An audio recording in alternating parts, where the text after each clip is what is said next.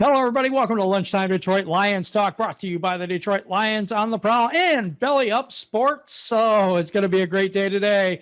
We're going to go into Dan Campbell being hired as the head coach of the Detroit Lions. The big breaking news per Adam Schefter. The deal is not completely done yet. I don't know if we expect it in the next few days, but we'll talk about Dan Campbell today. We'll talk about your comments. We have a lot of Lions news and rumors today in that section. We got the Dessert with Curt. And speaking of Curt, here's my main man, Kirk, right now. What up, though? Welcome to the show, people. You know who we are. It's Detroit Lions on the Prowl, your home for Detroit Lions news and rumors. But before we get into that, it is Martin Luther King Jr. Day. So it is not a day off. It's a day on to remember the great legacy of a man who tried to change a nation. So it's time to join the network, join the family. If you haven't done so already, subscribe to the channel, watch the videos, share the videos, comment on the videos, and ring the notification bell so you know when you're getting fresh content from us right here on Detroit Lions on the Prowl. Weekdays, join us 11 a.m. Eastern Standard Time right here on our channel as we do our premieres of our show. And you can chat right along with us during the show. And if you want to get your comments right up front, join the super chat. And it gets those comments right up front where you want them to be. So let's get this thing started right now. Let's go.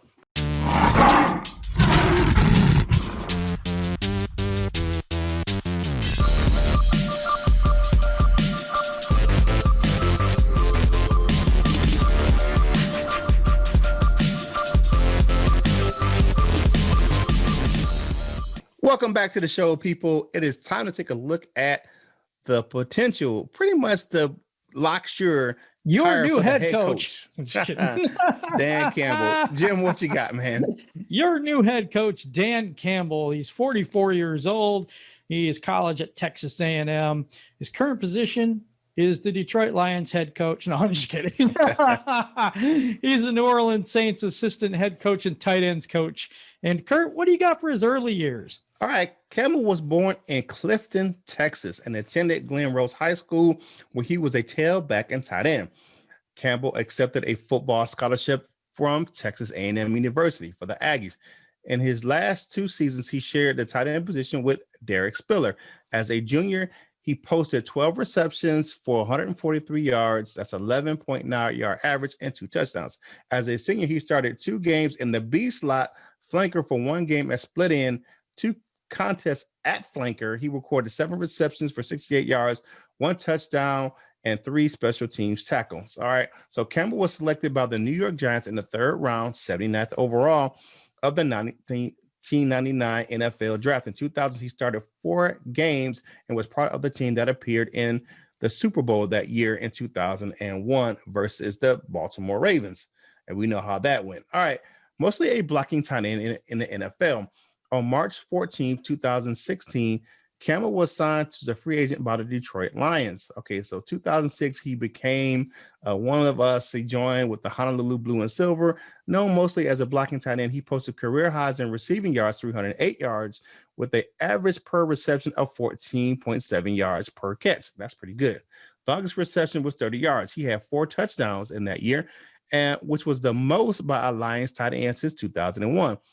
He was later released late in February of 2009. And we call that the Great Cleansing after the 2008 season. Yes, that was. He was part of that great cleansing. What you got on his player and coaching experience? As a player, he played with the Giants from 99 to 2002, 2003 to 2005 with the Dallas Cowboys, 2006 to that wonderful 2008 season. And he goes from the outhouse to the penthouse, where he goes 2009 New Orleans Saints and wins the Super Bowl, basically by sitting on the bench. But anyway, he still won a Super Bowl. So he goes from 0-16 to winning a Super Bowl. That's amazing. You can only do that in Detroit, I think. Yeah, being part of Detroit. His coaching experience in 2010, Campbell began his coaching career when he was hired by the Miami Dolphins as their coaching intern in 2011. Campbell was promoted to tight ends coach. Following the firing of Dolphins head coach Joe Philbin, who never belonged as a coach, On October 5th, 2015, Campbell was Yeah. named the interim head coach for the remainder of the 2015 season. They were 1-4 actually when he started, and then he ended up with he was 5-7 as a head coach there. We had him at 7-4 as a head coach there. That was incorrect. It was 5-7. So I just want to let you know, just telling when our statistician will keep us on our toes for that. In January 2016, Campbell was hired by the New Orleans Saints as their assistant head coach and tight ends coach under Sean Payton, and he's been there ever since. So you're sitting under a pretty good coach. Now, if this is speaking to his craziness, he was once rumored, now I'll tell you it's a rumor, to have been sharpening an axe in Miami, the Miami Dolphin parking lot as they interviewed head coaches. Wow. Like, you don't want to take this job? Okay. All right. So now, if you haven't heard or been under a rock for the last 72 hours, over the weekend, there was a story that surfaced about some remarks that Dan Campbell made in college. Now, here's the story. So speaking at a prep rally called the Aggie Bonfire before a game against rival Texas back in 1998, Campbell, a senior at the time, made an anti-gay remark in front of 40,000 students and staff members and alumni, causing an outrage for some students, professors, according to media reports at the time. After expressing hatred for the Longhorns, Campbell said he was proud to attend a university where men like women and women like men. The incident was particularly harmful for some because, according to a university spokesman at the time, A&M had came a long way since the 1980s and had incorporated many educational programs for students and faculty that involve issues of sexual orientation. So they had a long-standing history of pretty much gay bashing on the campus there. Yep. And the university had a history of refusing to recognize its gay, lesbian, or bisexual community. This is coming from Eric Truckle, a spokesperson for the Texas A&M University Allies, a support network for homosexual, bisexual, and transgender people on the campus.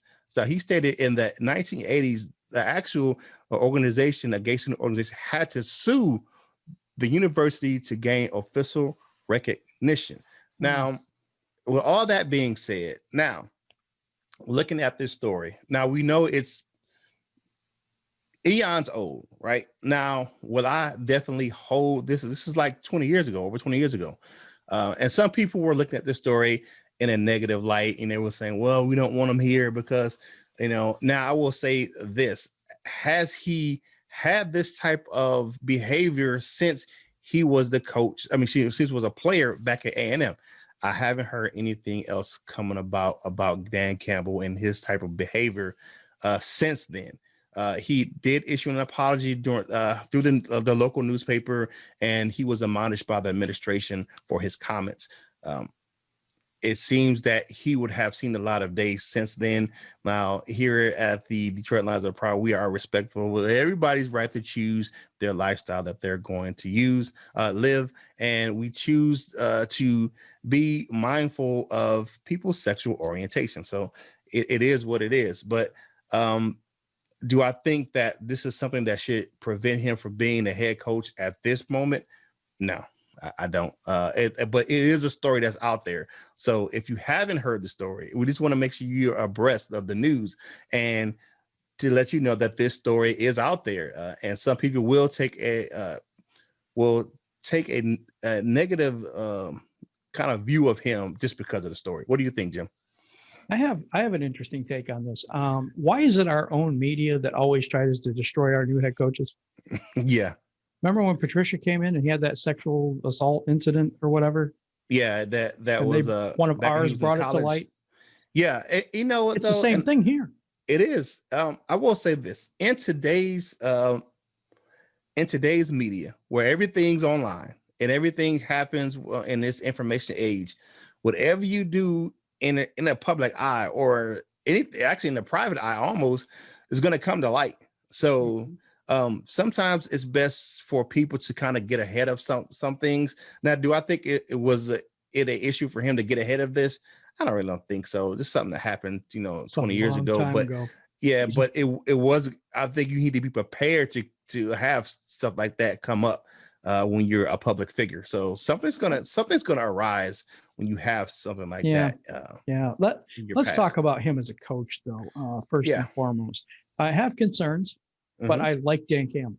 I said this before, and I'll say it again. I was kind of rooting for the guy. The only issue is, and I know people are going to bring this out. That's why I'm bringing it up. They said they wanted to go for experience. Yep. Brad Holmes has never had any experience as a head coach or as a GM, and very limited head coaching experience for Dan Campbell. Yeah. So I don't think we succeeded there if that was the goal. I will say this. I agree with you 100%. If the goal was to have someone with the experience come in and take the helm, yeah, that was an epic fail. If you said that you wanted someone to come in and, change the culture and, be part of a rebuild and, bring a new, I guess, how you say this, bring a new point of view to the Lions. Okay, I get that. But if you saying you want experience, that you go with probably two of the least experienced people on the circuit. I don't know. I mean, okay, so when Bob Quinn and Matt Patricia were brought in, neither one had experience at the job. That was a problem. At least we're not bringing in the Patriot way or some other way. The one thing I really like about Dan Campbell is a motivator. He's going to have to get really good coordinators. And if we don't get good coordinators, we're going to have a problem. Yes, we're going to have a 100%. Serious issue. And that's one thing that kind of turns me off about Campbell, is that the fact that he wasn't even a coordinator, so because there's a difference between, being a tight ends coach and then being an offensive coordinator. So yeah, but he was the assistant head coach. So he followed everything Peyton did. And that is somebody that I think is a really good coach. Yeah, he is I'm glad he didn't get a lot of the people that people wanted and more popular and whatever. I like this hire. I think he's a motivator. I think he's a leader of men. I do believe that he's the kind of Jim Schwartz type for me. But Jim Schwartz knew his defense. Yeah, that's one thing. There. That's one thing. I hope he brings in a seasoned defensive coordinator. I don't know what he's going to do on the offensive side of the ball. I don't either. Bevel's in the building. Yeah, he's in the building. Will he stay? And that's always a tricky situation. Sure he's not getting a head coaching job. Yeah, it's gonna be a tricky situation with him because of the fact that are you okay going back down on the ladder to be a coordinator again in the same team that you just led as a head coach for the latter part of the season? It is rough. It is rough. That's a rough thing. But because the Lions, they did this this whole big search and everything, and they came up with these two guys. What do you think? I mean, are we going to be rebuilding in another 3 years? It's 5 years. I think they kind of went younger. Yeah, they really did. They went younger. 44. Yeah, they went younger, and I believe that the fact that they went younger, they're trying to get into the pulse of the game at the current position of the game is now. So they wanted some individuals that are younger and are more in touch of how the game is kind of ran right now. I don't think Quinn and Patricia were all that old. Quinn and Patricia weren't, or that Quinn wasn't that old. Patricia, I won't say he was that old, but he was kind of set in his ways. Yeah. I don't know. I think there was a lot of big names on people's list. I don't think these two were on it. And I think a lot of the Lions fans will feel that we swung and missed. I mean, I think that could be. It is a lot of individuals that don't like either one of the hires. Right. And there's some people that like one of the other. Well, they will like Dan Campbell because he's a former Lion, and they don't like Brad. That. They don't like Brad Holmes because he wasn't a GM. They like Brad Holmes because of the fact of what he did out in LA, and they don't like Dan Campbell because of the fact that he doesn't have any head coaching experience. So it's going to be an interesting next few months, definitely coming up for the NFL draft. You got the scouting combine that's going to come up, which is going to be totally different than we ever seen it before due to the COVID rules. So, I mean, that's going to be around the corner right after the Super Bowl here in the next few weeks. Pretty close. We'll be doing a little bit on that combine. And so it's going to be interesting to see the approach of the team going forward. But you still, even that being said, you still have some influence inside of the organization with Spielman and Sanders. And one thing that still kind of sticks in the craw of some people, they're saying that the Spielman influence may have tarnished the search, where the people are looking at it and saying that they don't want to work in Detroit because of how much influence that Spielman has in the organization. Yeah, could be. I'm surprised Rick Smith don't have a job. Yes, I'm very surprised. I'm shocked right now. Very surprised. And it's a lot of people are rooting for him because of the dysfunction he dealt with at the Texans. It's still going on. And it's still going on. Yeah. All right, let's get into your comment cards. Restore the Roar. What a nice name. Like that roar. Who do you think will be the next head coach now that Salah is gone? I think it's going to be Dan Campbell. Yeah. And where does this put us in mock drafts? Are we going to select Micah Parsons, I think is what he's saying, or do we trade down? I don't think it matters because of the coach. I think it matters more the GM. I would really like to trade down there. I would, unless there's a quarterback that we could get that's one of those top tier. Yeah, possibly a good offensive lineman, but I think we could. I think we trade down because we need picks. I mean, we have 5 picks, so the cupboard's kind of in. Yeah. All right. Next up, we have Mark Simpson. Now, mind you, in the people that these comments are from Friday's show, so the news hadn't broke yet. And Mark says, I think it will be Darrell Bevel or Jim Caldwell. No, it's going to be Dan Campbell. Elijah Roberts said, if Marvin Lewis becomes our coach, I'm 100% done. Well, you don't have to be 100% done. It's don't Dan have to Campbell. worry about it. Let's move on. No, you have to worry about it. All right. So Roger McGee says, I think Darrell Bevel will be the coach based on the attributes Barry Sanders described. Yeah, that's fine. Dan Campbell is going to be the man, according to all the reports coming out of the league insiders. Okay. Sep Tizzle. Oh my God, that's funny. I like that. Not going to kill Holmes, thank God. I'm being a part of the group that chose Jared Goff. I mean, dude was the second best quarterback in the Pac-10. Yeah, yeah. It actually wasn't really bad in that game. He just had a thumb injury. I watched that game. Actually, he spun that ball around the last game versus the Packers. I just say that Packers offense just overwhelmed that number 1 ranked defense, and that was the Packers offense right now. And I hate the Packers, and I have to, but you have to give credit where credit is due. That offense, LaFleur has the offense clicking with Aaron Rodgers right now. So it is what it is. All right, last one, Motor City Podcast. What up, man? Motor City, man. I've listened to that podcast before. Yes, they got some good content over there. All right, great show, guys. I can't wait to see how Brad Holmes does for us. I can't see it either. I can't wait to see it either because we need something. We need something bad. Yeah, I'm wearing my shirt today. I'm wearing my says just win one before I die. Okay, guys, that's kind of the sentiment that I have, And if this is going to be another experiment, I don't want to take part. Let's put it that way. I want a winner here, and I want it now. I think that's the way the fan base feels as well.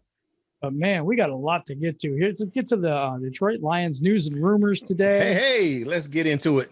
The article on Fansided that I thought was a really, really good article, and it said what switching to the 4-3 could mean for the current players. And if you don't know what that is, it's 4 defensive linemen, be 2 ends and 2 tackles, and then 3 linebackers, where we kind of run a hybrid, but mainly we run a 3-4, and they're different defenses. So who's first up for bids, and will it help them or hurt him? That's what we're doing. First up, we have Austin Bryant, who really emerged as a pretty good player once he got healthy finally this season. 6'5", 263 pounds. It would help him, according to the article. He said could transform into a wide 9 defensive end. You know what else would help him? Being on the field. Being on the field, yes. Jamie Collins Sr., 6'3", 255. It would not matter because Collins can play either. Yes, if he gets re-signed in Detroit, I don't think it would. I think he's still under contract. Is he? He got 2 years? I think he got 2 years. I'm pretty sure he's still under contract. All right, Christian Jones, 6'2", 250 pounds. It will hurt. Anything he does will hurt. He's too big and too slow.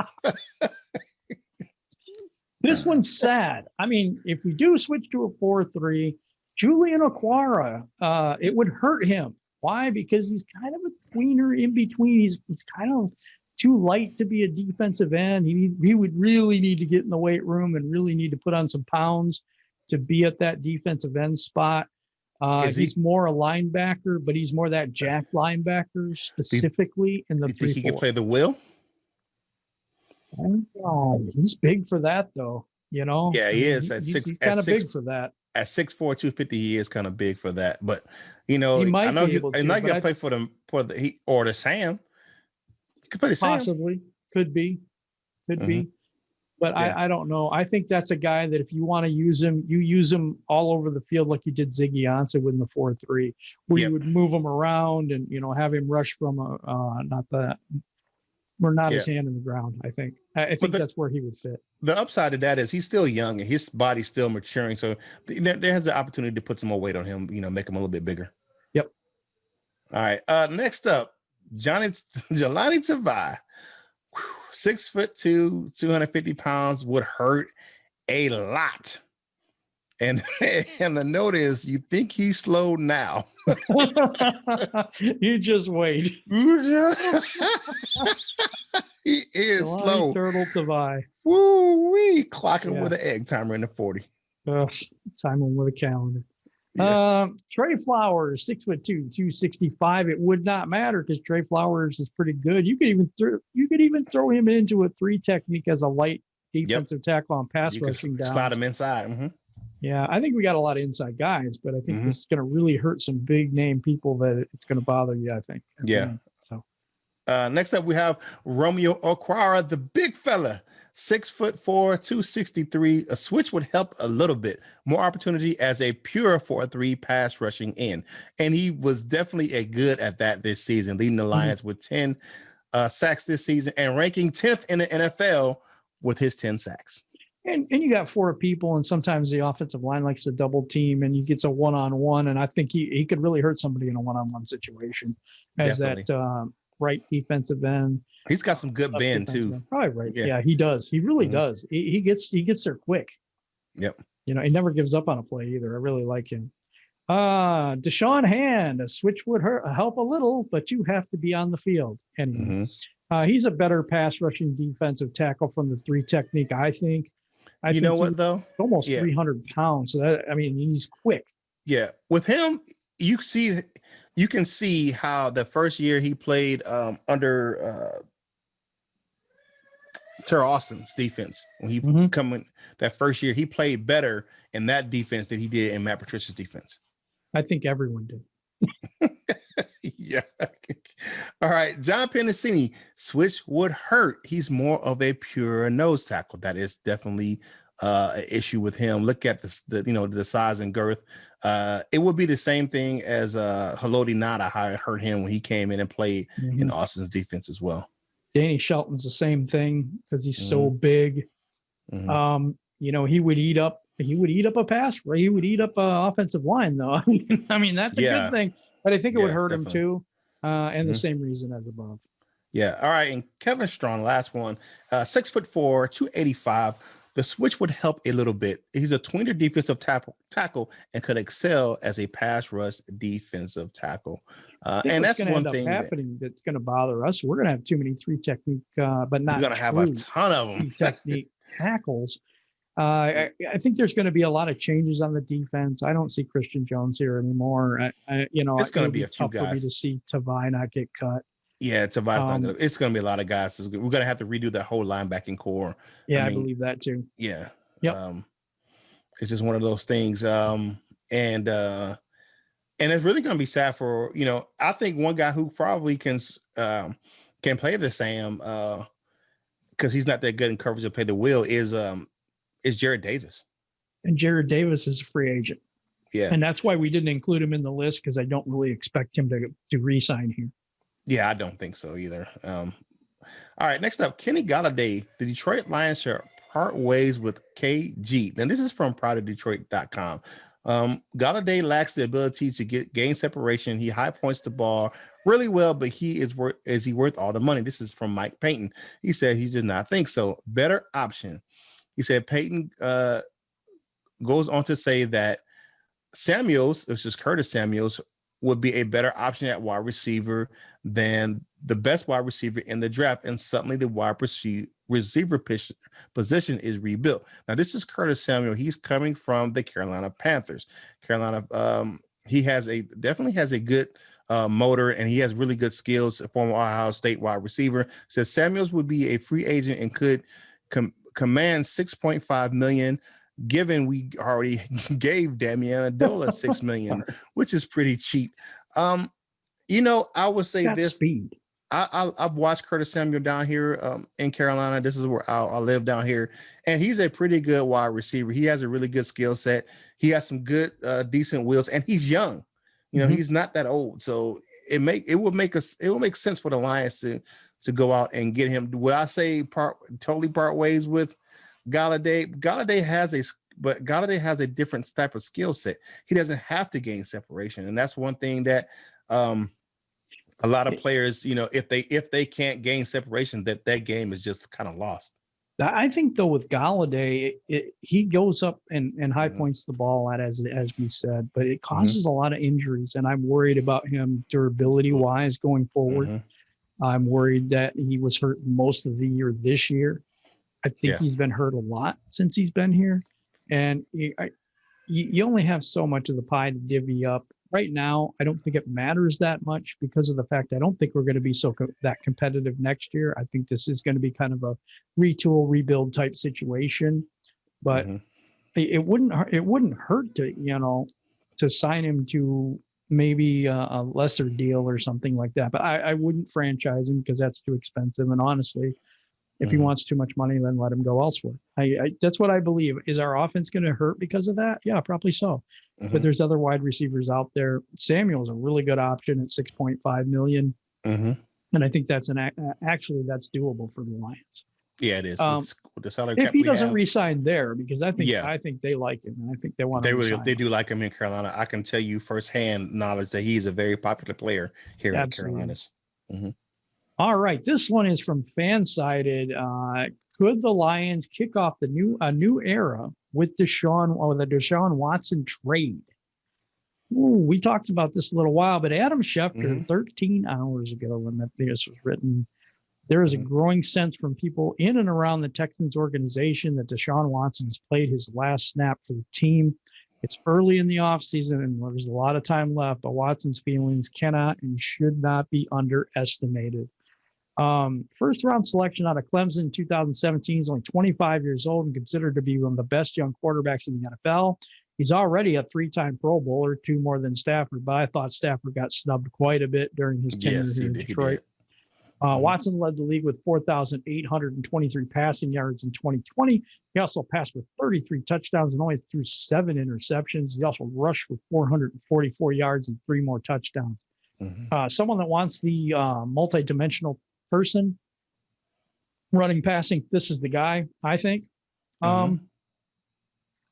If we throw in Stafford in this deal, we won't have to give up a lot of draft capital, but since he wants to leave anyway, it doesn't leave them with a huge deal of bargaining power. I think if we wanted to do this, we could get him for Stafford and maybe a pick. I don't think it's they were asking 3 first-round picks. There's no way nobody's going to do that when he doesn't want to return to the team. No one's going to give up 3 first-round picks. Not gonna but here's the deal. And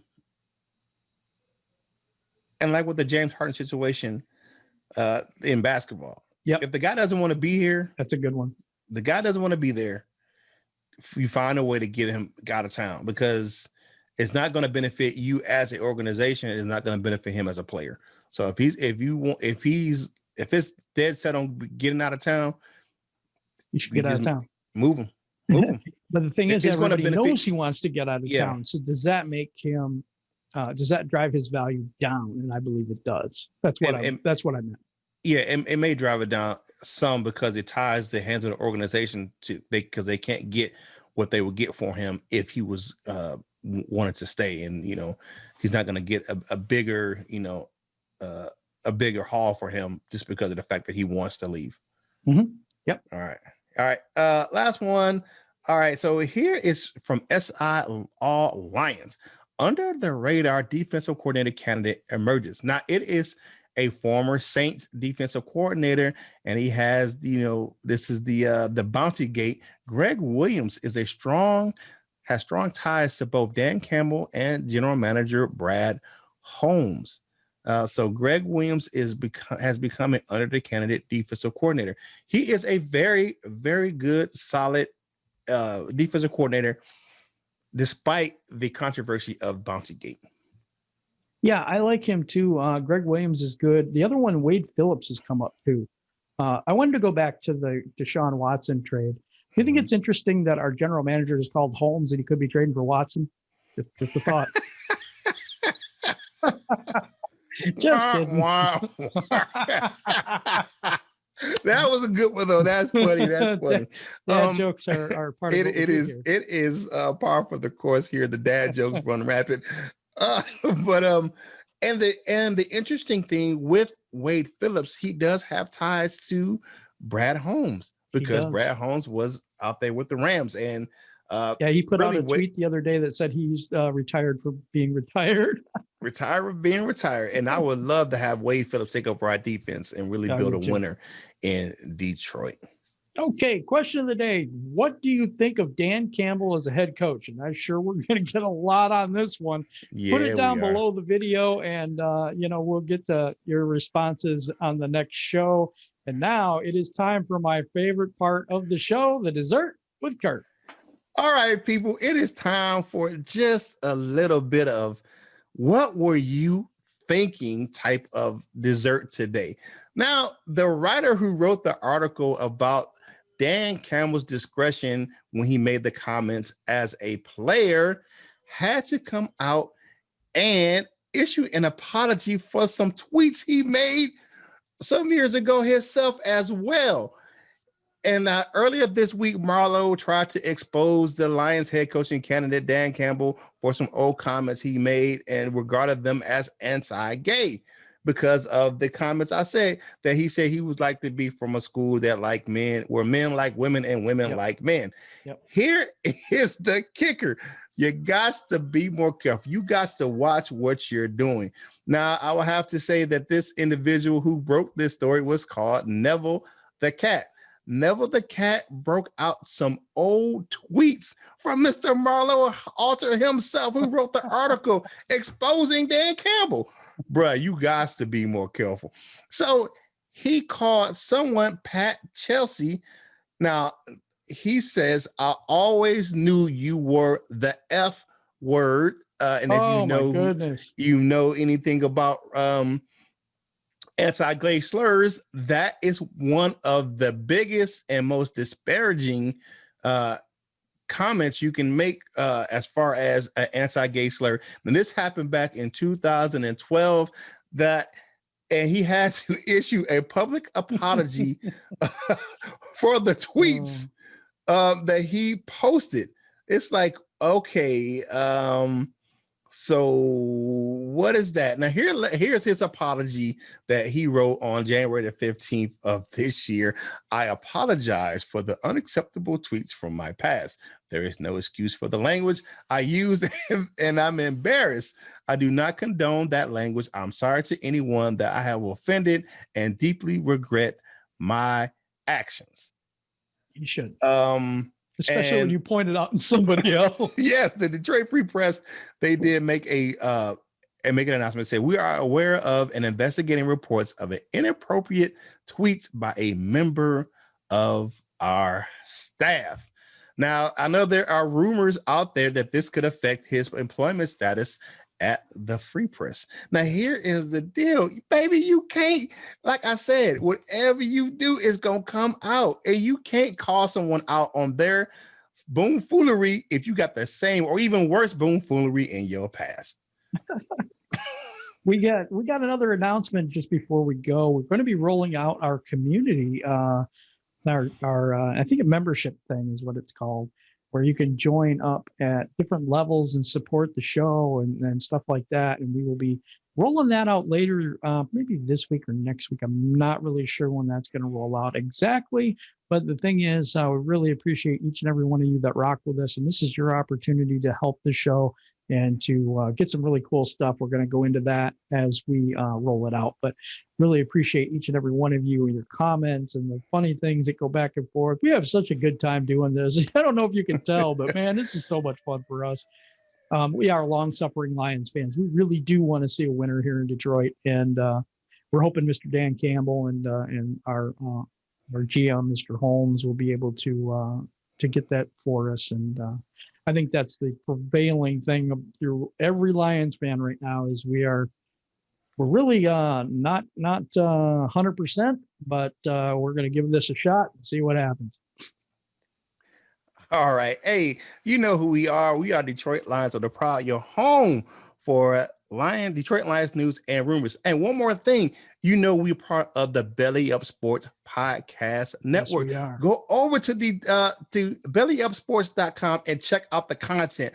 Not only do they have a myriad of different podcasts, but they have some great hard-hitting journalistic articles over there on their site. So, hey, when they started the company, they said they would go belly up, but guess what? They're still here, and so are we. So you know what you need to do. We are Detroit Lions on the Prowl. Join the family. Subscribe to the channel. Weekdays, 11 a.m. right here. You can join us for the premieres, and you can join the chat right there with us. And if you want to get your comments right up front, do a super chat, and that will help you get those comments right up front and read on the maybe on the next show. So that's always good. So ring the notification bell so you know when you get fresh content from us right here on Detroit Lions on the Prowl. Subscribe to the channel. We appreciate everything you do right here for us on this channel, because guess what? You make it happen for us, so we make it happen for you. So you know what you got to do. Whatever you do in life, you got to boss up, ball out, and be the best version of you that you can be. From my man, Jim, right here on Detroit Lions on the Prowl by Belly Up Sports, this is Curt Steele, and we will holler at you real soon.